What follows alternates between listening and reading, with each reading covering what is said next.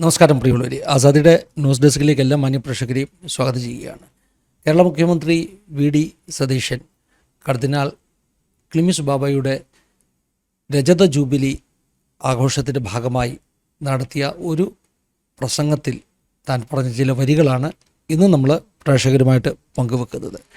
ഇന്ത്യയിലെ ക്രൈസ്തവ സമൂഹം അരക്ഷിതാവസ്ഥയിലാണെന്ന് അദ്ദേഹം പ്രവാനടിയായി തീർന്നു.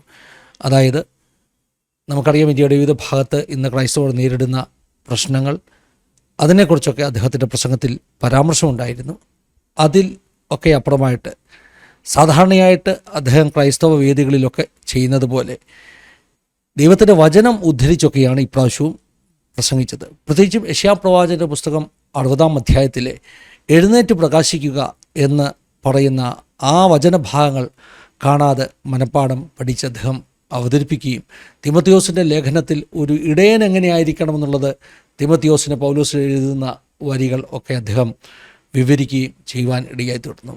ആ ഒരു പ്രസംഗത്തിൻ്റെ ചില ഭാഗങ്ങൾ നിങ്ങൾ ഒന്ന് കണ്ടു നോക്ക്. വി.ഡി. സതീശൻ്റെ ഏറ്റവും ലേറ്റസ്റ്റ് ആയിട്ടുള്ള ഒരു ക്രിസ്തീയ വേദിയിലുള്ള പ്രസംഗത്തിൻ്റെ ഭാഗങ്ങളാണ്. ക്രൈസ്തവ സഭ അരിക്ഷിതാവസ്ഥയിലാണ് എന്നുള്ളൊരു കൺസേൺ അദ്ദേഹം പറഞ്ഞതുകൂടെ നിങ്ങൾ ശ്രദ്ധിച്ച് കേൾക്കുക. തുടർന്നുള്ള വീഡിയോ കാണുക. ദൈവം സഹായിക്കട്ടെ.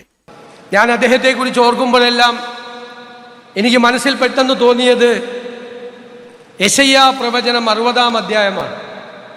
അതിലിങ്ങനെ പറയുന്നു: എഴുന്നേറ്റ് പ്രകാശിപ്പിക്കുക, നിന്റെ പ്രകാശം വന്നിരിക്കുന്നു, യഹോവയുടെ തേജസ് നിന്റെ മേൽ ഉദിക്കും, അന്ധകാരം ഭൂമിയെയും കൂരിരുട്ട് ജാതികളെയും മൂടും.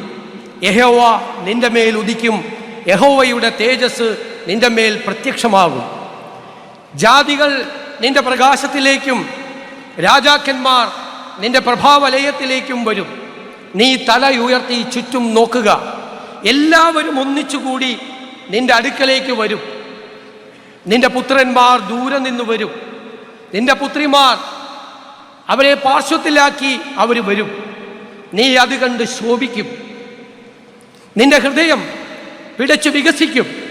സമുദ്രത്തിൻ്റെ ധനം നിന്റെ അടുക്കലേക്ക് വരും, ജാതികളുടെ സമ്പത്ത് നിന്റെ അടുക്കലേക്ക് വരും.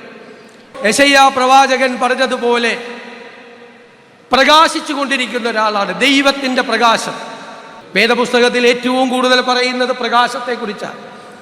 ആ പ്രകാശമാണ് കൂരിരുട്ട് മാറ്റി, അന്ധകാരം മാറ്റി, അജ്ഞാനം മാറ്റി വെളിച്ചവും ജ്ഞാനവും കൊണ്ടുവരുന്നത്. ആ കൂരിരുട്ട് മാറ്റാൻ, അന്ധകാരം മാറ്റാൻ, അജ്ഞാനത്തിൻ്റെ ആ വഴികളിൽ നിന്ന് ജ്ഞാനത്തിൻ്റെ വഴികളിലേക്ക് മനുഷ്യനെ നയിക്കാനുള്ള വലിയ ദൗത്യവുമായിട്ടാണ് അദ്ദേഹത്തിൻ്റെ യാത്ര.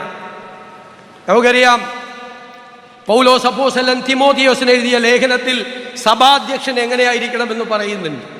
വിശ്വാസത്തിൻ്റെ മർമ്മം ശുദ്ധ മനസാക്ഷിയിൽ വെച്ചുകൊള്ളവൻ ആയിരിക്കണമെന്നാണ്.